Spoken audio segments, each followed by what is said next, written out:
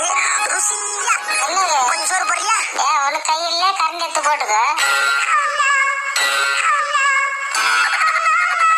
எங்க ஓடனா? சாப்பிட்டதுக்கு அப்புறம் எங்க ஓடக்கூடாது.